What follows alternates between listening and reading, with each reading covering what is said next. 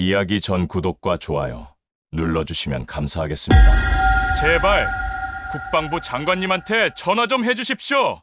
이른 아침 윤서현은 평소와 달리 연구원 복장을 차려입고 집을 나섰습니다. 42살.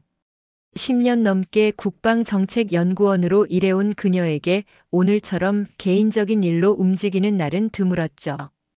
전직 육군 소령이었던 그녀는 군 관련 연구와 정책 수립에 매진해 왔지만 오늘은 연구자가 아닌 한 사람의 어른으로서 나서야 했습니다. 전날 밤 대학 동기인 김성민 교수의 전화는 평소와 달리 침착하지 못했습니다. 서연아, 미안한데 부탁이 하나 있어. 우리 민준이 말인데 군 생활이 생각보다 힘든 것 같아. 면회 갔을 때 얼굴이 말이 아니더라고. 단순한 적응 문제가 아닌 것 같은데 자세한 이야기는 하려 하지 않고. 내가 전문가이기도 하고 군 인맥도 있으니까 한번 가서 직접 확인해 줄 수 있을까? 김성민의 아들 민준은 20살로 작년에 입대한 상병이었습니다. 윤서현은 어릴 적부터 민준이를 보아왔기에 김성민의 부탁을 외면할 수 없었습니다. 더구나 군 내부의 복잡한 상황을 누구보다 잘 아는 그녀는 단순한 신병 적응 문제가 아닐 수도 있다는 불길한 직감이 들었습니다. 부대 정문을 통과하며 윤서현은 과거 자신이 근무했던 시절을 떠올렸습니다. 15년 전 소령으로 전역한 후 민간에서 국방정책 연구에 몰두해 온 그녀에게 부대 내부의 공기는 여전히 익숙하면서도 낯설었습니다. 면회실로 향하는 길에서 그녀는 요즘 군대의 변화된 모습들을 관찰했습니다. 시설은 예전보다 현대적으로 바뀌었지만 위계 질서의 경직성은 여전해 보였습니다. 면회 신청을 위해 안내 데스크에 섰을 때 그녀를 맞이한 것은 예상치 못한 불쾌감이었어요. 당직 하사관인 최도윤은 그녀의 복장을 위아래로 훑어보며 비아냥거렸습니다. 면회 오신 거예요?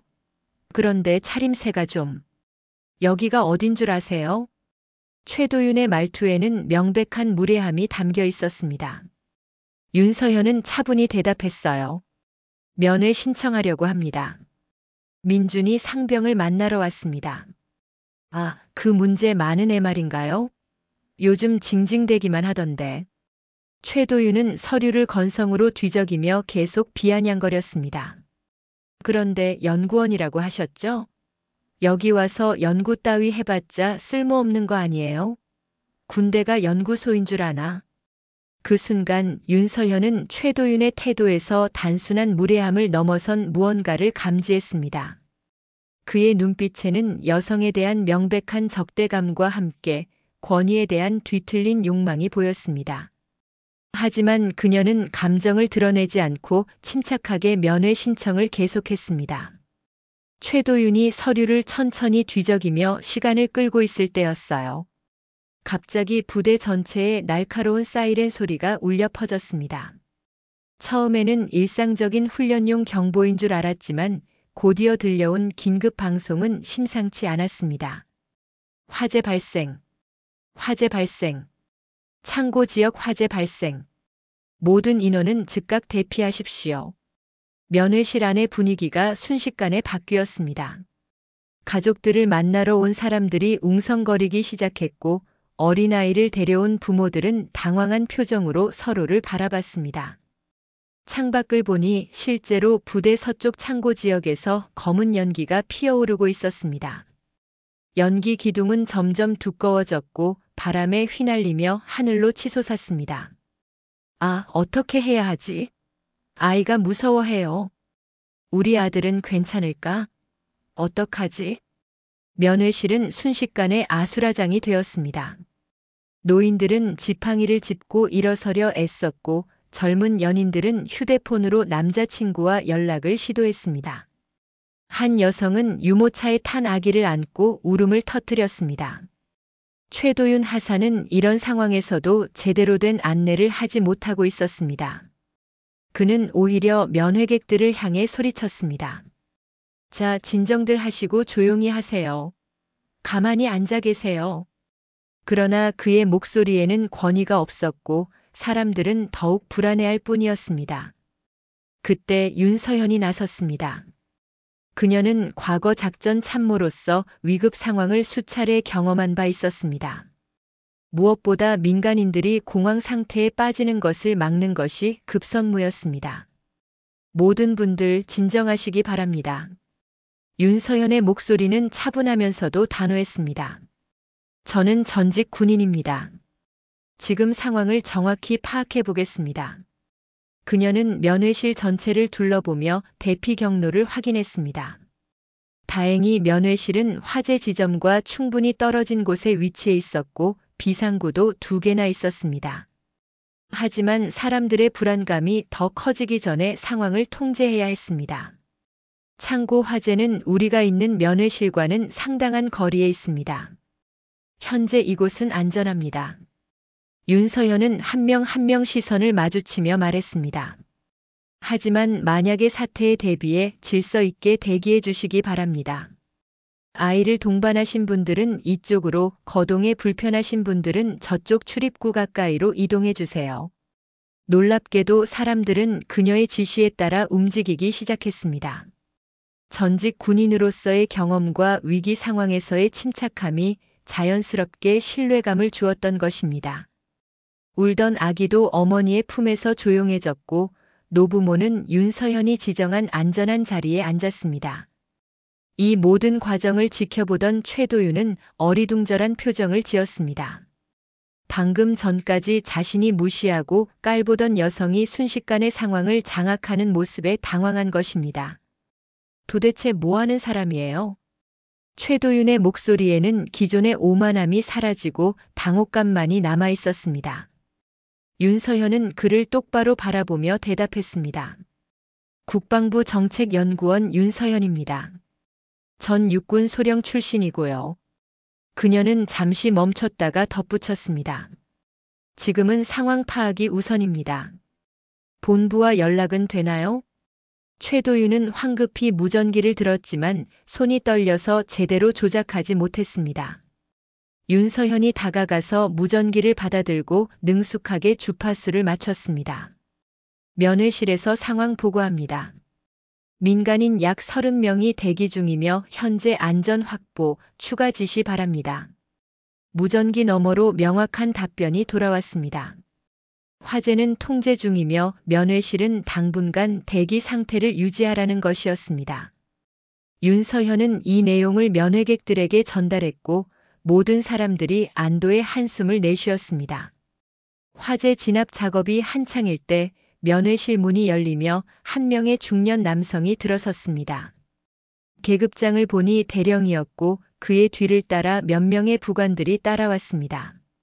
연대장 김민석 대령이었습니다. 상황이 어떻습니까? 김민석 대령은 윤서현에게 직접 물었습니다.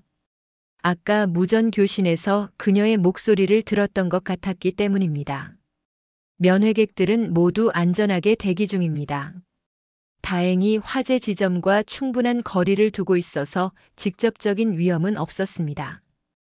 윤서현은 간결하게 보고했습니다. 김민석 대령은 고개를 끄덕이며 감사 인사를 전했습니다. 덕분에 큰 사고를 막을 수 있었습니다. 전직 군인이라고 들었는데 정말 감사드립니다. 그는 잠시 생각하다가 덧붙였습니다. 혹시 민준이 상병을 면회하러 오신 분 맞습니까? 네, 맞습니다. 그럼 제가 직접 불러오겠습니다. 이런 상황에서 제대로 된 면회도 못하실 뻔하셨네요. 10분 후 면회실 한쪽 구석진 곳에 마련된 개별 상담실로 민준이가 들어왔습니다. 20살 청년의 얼굴에는 생기가 없었습니다.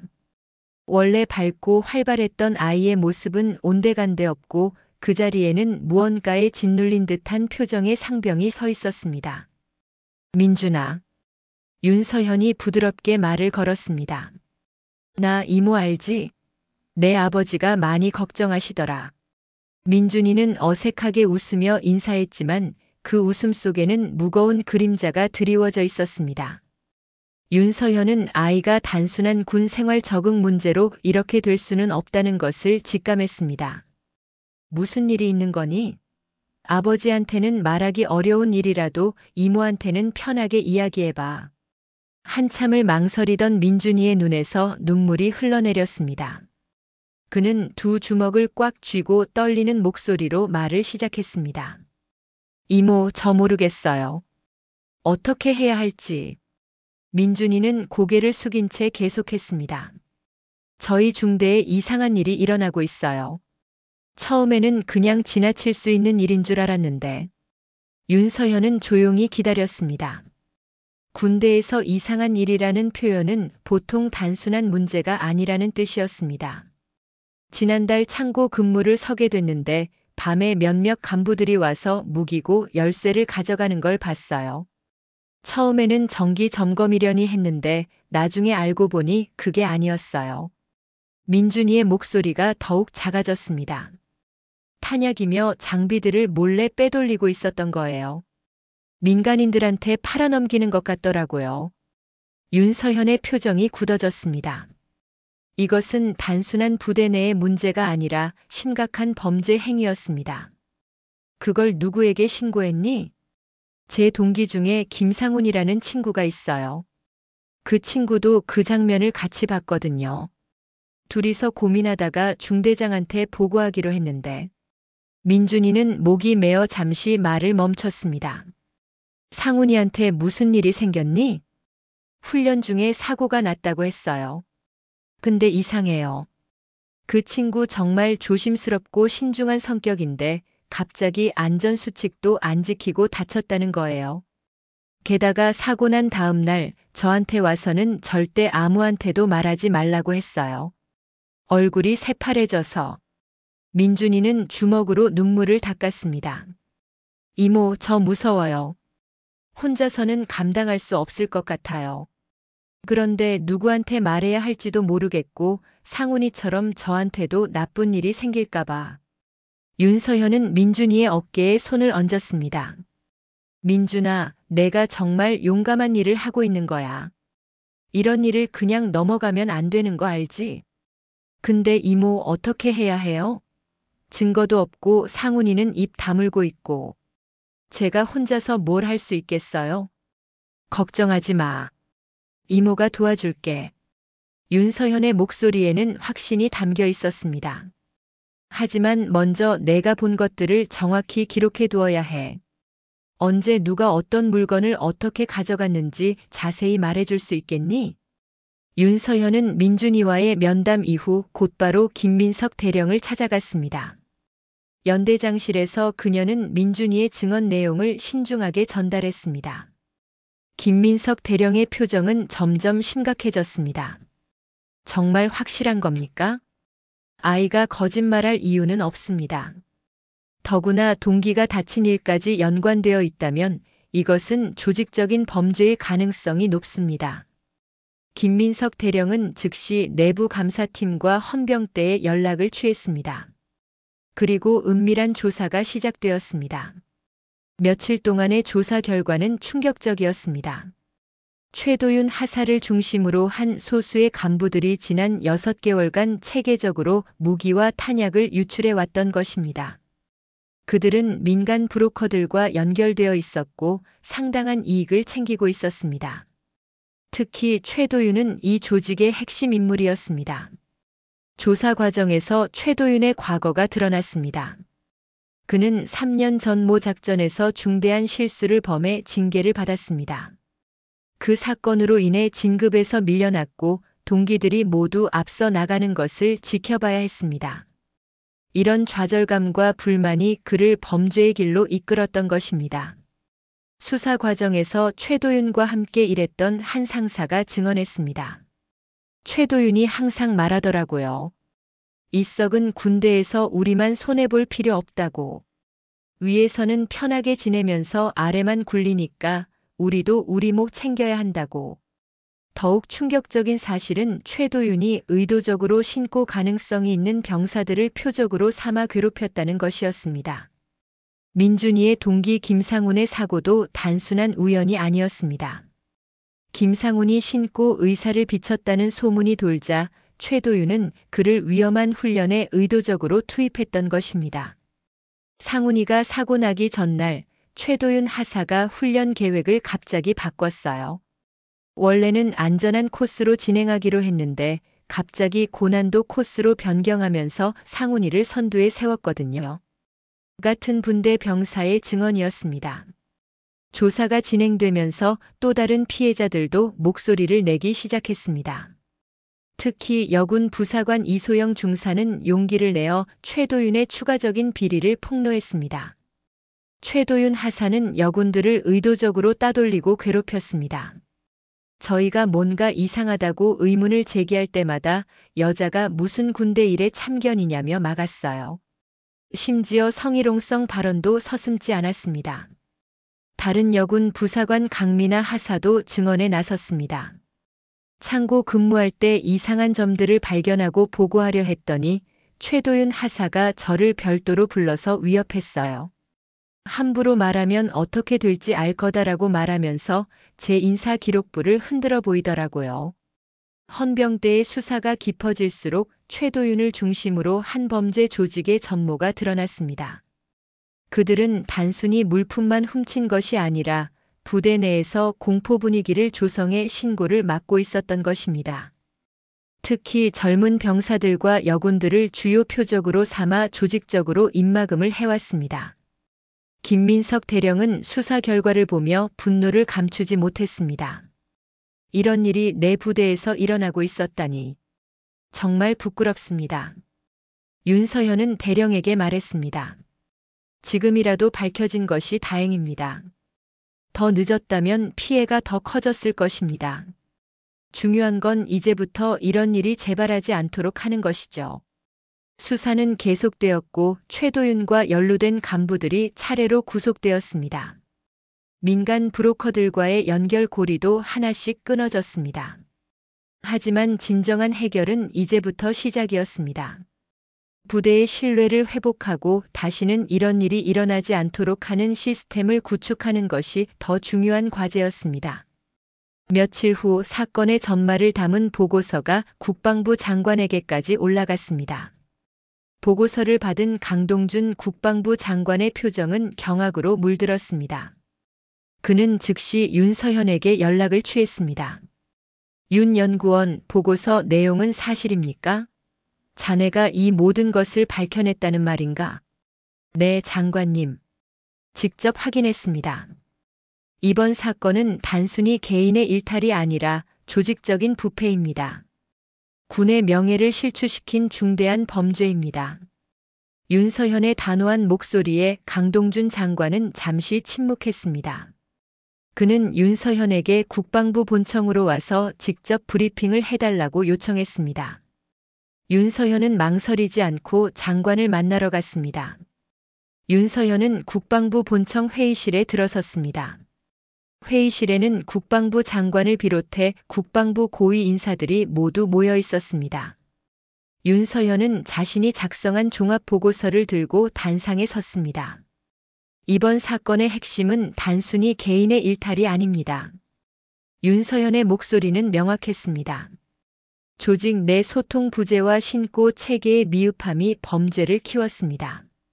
특히 젊은 병사들과 여군들이 목소리를 낼 수 있는 안전한 통로가 없었다는 점이 가장 심각한 문제였죠. 회의실 스크린에는 새로운 정책안이 제시되었습니다. 첫째, 군 물자 관리 시스템의 전면 디지털화와 실시간 모니터링. 둘째, 익명 신고 시스템 도입과 신고자 보호 조치 강화. 셋째, 성별과 계급을 떠나 모든 구성원의 인권을 보장하는 교육 프로그램 의무화. 국방부 차관이 질문했습니다. 실제 현장에서 이런 변화들이 받아들여질까요? 기존 문화와 충돌할 가능성은 없습니까? 물론 쉽지 않을 것입니다. 하지만 민준이 상병 같은 용기 있는 증언자들이 있었기에 이 자리까지 올 수 있었습니다. 변화를 두려워하기보다는 건강한 군 문화를 만들어가는 것이 더 중요합니다. 윤서현의 답변에 강동준 장관은 고개를 끄덕였습니다. 회의가 끝난 후 강동준 장관은 윤서현을 따로 불렀습니다. 윤 연구원, 자네 덕분에 군의 명예를 다시 세울 수 있게 되었네. 자네가 아니었다면 이 모든 것이 묻혔을 것이네. 고맙네. 장관님, 저는 제 할 일을 했을 뿐입니다. 중요한 건 이제부터입니다. 군의 신뢰를 회복하고 다시는 이런 일이 일어나지 않도록 해야 합니다. 윤서현의 말에 강동준 장관은 깊은 공감을 표했습니다.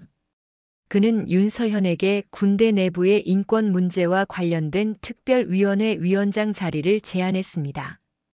자네가 이 위원회를 이끌어주게. 자네의 경험과 전문성이 우리 군에 꼭 필요하네. 윤서현은 잠시 고민했습니다. 다시 군대라는 조직으로 돌아가는 것이 옳은 일인지. 하지만 그녀는 자신이 해야 할 일이 아직 끝나지 않았음을 깨달았습니다. 그녀는 강동준 장관의 제안을 받아들였습니다. 알겠습니다, 장관님. 제가 하겠습니다. 하지만 조건이 있습니다. 무엇인가? 저는 저와 같은 아픔을 겪는 사람들의 목소리를 대변할 것입니다. 그들의 목소리가 군의 변화를 이끌 것입니다. 강동준 장관은 윤서현의 단호한 의지에 감동하며 그녀의 제안을 받아들였습니다. 윤서현은 이제 국방부 인권특별위원회 위원장으로서 새로운 임무를 시작했습니다. 그녀의 이야기는 이제 군대 내부의 부패를 척결하는 거대한 전쟁으로 확장되었습니다. 윤서현은 국방부 인권특별위원회 위원장으로서 첫 번째 임무로 민준이의 부대를 다시 찾았습니다. 이제는 완전히 달라진 모습이었습니다. 새로 부임한 연대장 김민석 대령 아래 투명한 관리 시스템이 구축되었고 병사들의 표정도 한결 밝아졌습니다. 면회실에서 민준이를 만났을 때 그는 병장으로 진급한 상태였습니다. 처음 만났을 때의 초췌한 모습은 온데간데 없고 자신감 넘치는 젊은 군인의 모습으로 변해 있었습니다. 이모, 정말 감사해요. 이모가 아니었으면 저는 아직도 그 어둠 속에 갇혀 있었을 거예요. 이모 덕분에 제가 옳은 일을 했다는 것을 알게 되었어요. 민준이의 눈빛은 맑았습니다. 내가 용기를 냈기 때문에 가능했던 일이야. 이모는 그냥 도와준 것뿐이야.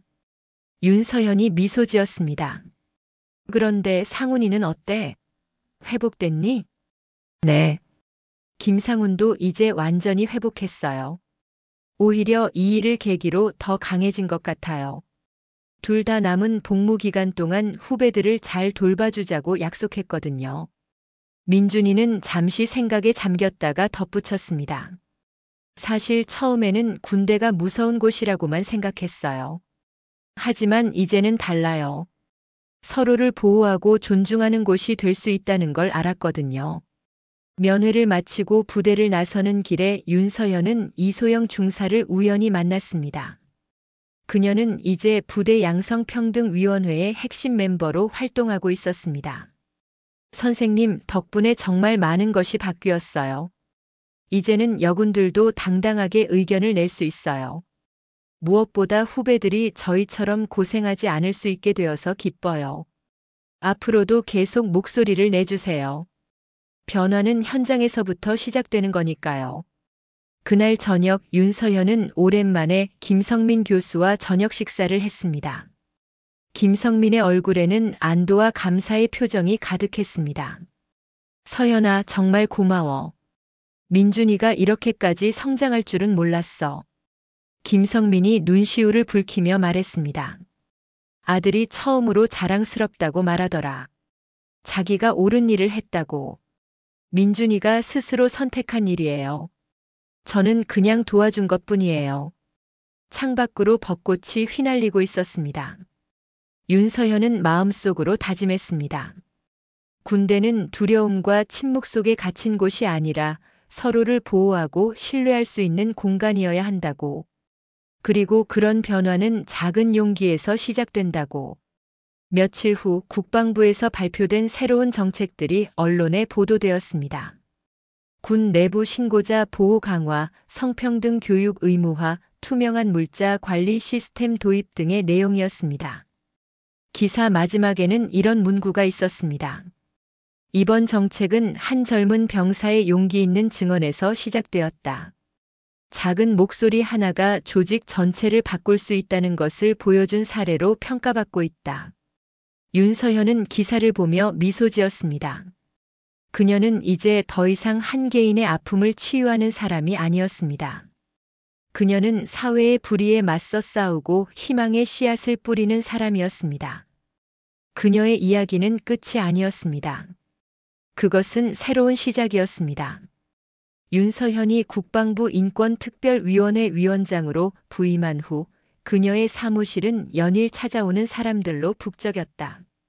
군 내부의 부패와 비리에 시달렸던 수많은 피해자들이 용기를 내어 그녀를 찾아왔기 때문이었다. 윤서현은 그들의 이야기를 하나하나 경청하며 과거 자신의 경험과 비교했다. 그녀는 민준이의 용기 있는 증언이 작은 불씨가 되어 거대한 불길을 일으켰다는 것을 깨달았다. 이제 그녀의 임무는 그 불길을 꺼뜨리지 않고 군대 전체로 번지게 하는 것이었다. 그녀의 첫 번째 과제는 부대 내의 침묵의 카르텔을 깨는 것이었다. 특히 여군들이 겪는 고통은 상상 이상이었다. 그녀는 여군 부사관 이소영과 강민아를 특별위원회 위원으로 임명했다. 그들은 용기를 내어 자신의 경험을 공유했고 다른 여군들의 증언을 수집하는 데 큰 역할을 했다. 선생님, 정말 많은 여군들이 고통받고 있었어요. 하지만 보복이 두려워 아무도 말하지 못했어요. 저희가 이렇게 나서니 모두들 용기를 얻고 있어요. 이소영의 목소리에는 희망이 담겨 있었다. 윤서현은 그들의 손을 잡고 말했다. 우리는 단순히 이들의 문제를 해결하는 것이 아니야. 우리는 이들의 목소리를 통해 군대 전체의 문화를 바꿀 거야. 그들의 노력은 결실을 맺었다.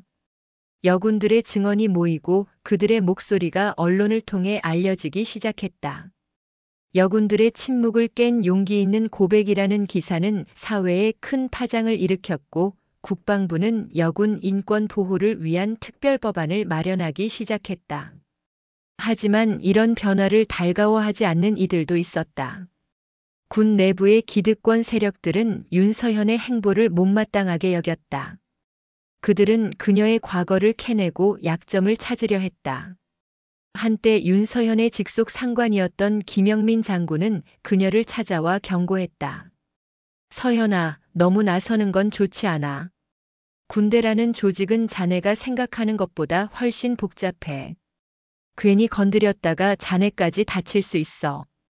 김영민 장군은 윤서현에게 과거 그녀가 처리했던 한 사건의 서류를 건넸다. 특수작전 중 민간인 피해라는 제목이 붙어 있었다. 윤서현은 서류를 꼼꼼히 살폈다. 15년 전 그녀가 소령 시절 지휘했던 한 작전에서 민간인 피해가 발생했고 그녀는 그 사건에 대해 모든 책임을 지고 전역했다. 하지만 서류에는 그녀의 결정이 최선이었다는 증거가 명백히 담겨 있었다. 누군가 의도적으로 그녀의 공적을 지우고 그녀에게 책임을 전가했던 것이다. 이게 무슨 뜻이죠? 윤서현의 목소리가 떨렸다.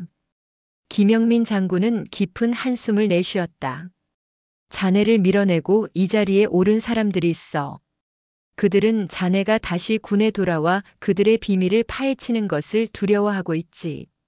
그들은 자네가 건드렸던 사건의 배후에 있는 진짜 흑막이야. 윤서현은 분노로 몸을 떨었다. 자신이 15년 전 억울하게 군을 떠났다는 사실에 그녀는 배신감을 느꼈다. 그녀는 이제 더 이상 단순한 연구원이나 위원장이 아니었다. 그녀는 자신의 잃어버린 명예를 되찾고 자신을 희생시켰던 거대한 어둠의 세력에 맞서 싸워야 했다. 그녀의 다음 행보는 단순한 개혁을 넘어 개인적인 복수를 위한 전쟁이었다. 윤서현은 김영민 장군이 건네준 서류를 품에 안고 밤새도록 잠을 이루지 못했다. 15년 전 그녀의 군 생활을 끝내고 그녀의 명예를 짓밟았던 사건의 진실이 서류에 고스란히 담겨 있었다. 그녀는 당시 작전의 모든 과정을 다시 떠올렸다. 그녀의 결정은 민간인 피해를 최소화하기 위한 최선이었다. 그러나 누군가 그녀의 공적을 가로채고 그녀에게 책임을 전가했던 것이다. 그들의 이름은 박종철과 이재훈. 그들은 당시 윤서현의 부하들이었지만 권력에 대한 욕망으로 그녀를 배신했다. 그들은 그녀를 희생양 삼아 진급했고 지금은 군의 고위직에 올라 있었다. 윤서현은 분노로 주먹을 꽉 쥐었다. 그녀는 이제 더 이상 자신의 과거를 외면할 수 없었다. 그녀는 자신의 명예를 되찾고 그들에게 그에 합당한 대가를 치르게 할 것이었다. 윤서현은 먼저 국방부 감찰실에 연락을 취했다. 그녀는 자신이 확보한 서류를 감찰팀에게 넘겼고 15년 전 사건에 대한 재조사를 요청했다. 감찰팀은 윤서현의 명성과 그녀가 가지고 온 증거 자료의 무게에 놀랐다. 그들은 즉시 재조사에 착수했고 진실을 밝히기 위해 박종철과 이재훈을 조사하기 시작했다. 박종철과 이재훈은 감찰팀의 갑작스러운 재조사에 당황했다. 그들은 자신들의 과거가 드러날까봐 두려움에 떨었다. 그들은 윤서현을 찾아와 그녀를 회유하려 했다. 서현아, 15년 전 일은 다 오해였어. 우리도 어쩔 수 없었어. 이제 와서 과거를 들춰내면 우리 모두에게 불리할 뿐이야. 자네도 힘들게 쌓아온 명예가 하루아침에 무너질 수도 있어. 박종철이 비열한 미소를 지으며 말했다. 하지만 윤서현은 그들의 위협에 흔들리지 않았다. 명예.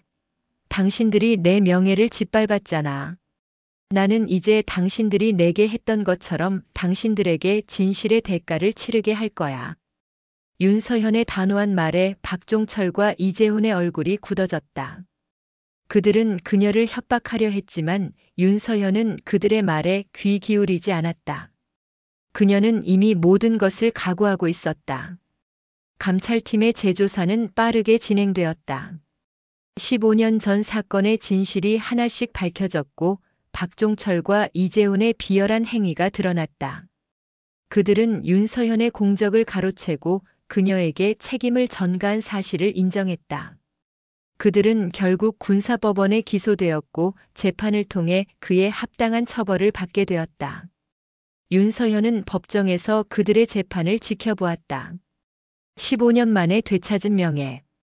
그녀의 마음은 후련했지만 동시에 허무했다. 그녀의 희생으로 얻은 권력과 명예를 그들이 얼마나 하찮게 여겼는지 알게 되었기 때문이었다. 그녀는 자신의 복수가 끝났음을 깨달았다. 하지만 그녀의 싸움은 아직 끝나지 않았다. 그녀는 이제 군대 전체의 부패를 척결하고 정의를 실현하기 위해 새로운 길을 걸을 것이었다. 박종철과 이재훈이 처벌받은 후 윤서현은 국방부 인권특별위원회 위원장으로서 본격적인 활동을 시작했다. 그녀는 군대 내부의 부패와 비리를 뿌리 뽑기 위해 국방부 장관과 협력하여 새로운 정책들을 도입했다. 군 내부 신고자 보호 강화, 성평등 교육 의무화, 투명한 물자 관리 시스템 도입 등. 이 모든 정책들은 윤서현의 경험과 전문성을 바탕으로 만들어졌다. 그녀의 노력은 결실을 맺었다.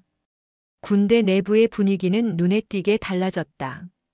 병사들은 더 이상 억압받지 않았고 여군들도 당당하게 자신의 목소리를 낼 수 있게 되었다.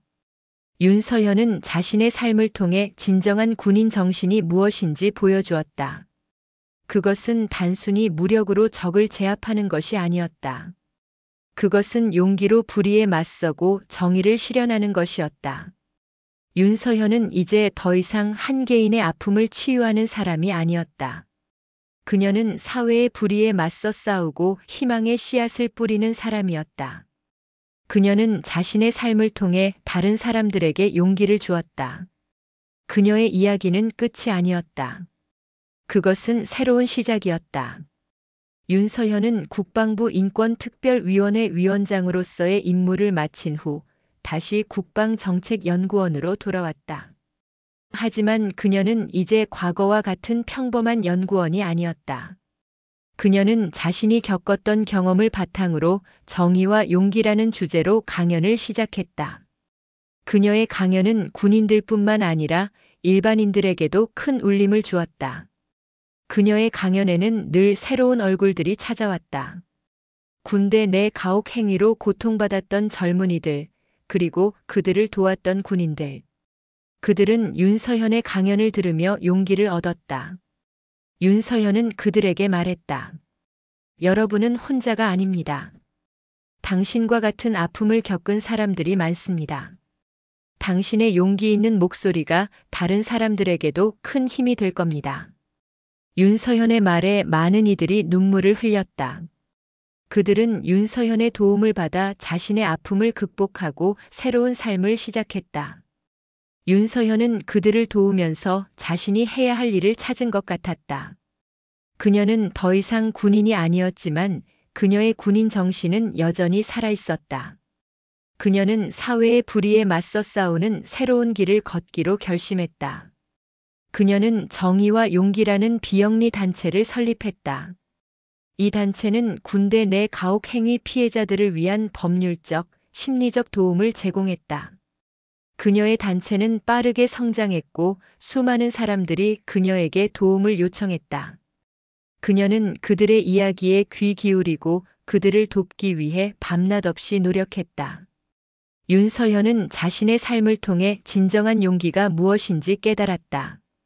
그것은 단순히 총을 들고 싸우는 것이 아니었다. 그것은 자신의 아픔을 극복하고 다른 사람들을 돕는 용기였다. 그녀는 이제 더 이상 과거의 영광에 갇힌 사람이 아니었다. 그녀는 자신의 삶을 통해 다른 사람들에게 희망을 주는 사람이 되었다. 그녀의 삶은 꺼지지 않는 불꽃처럼 빛나고 있었다.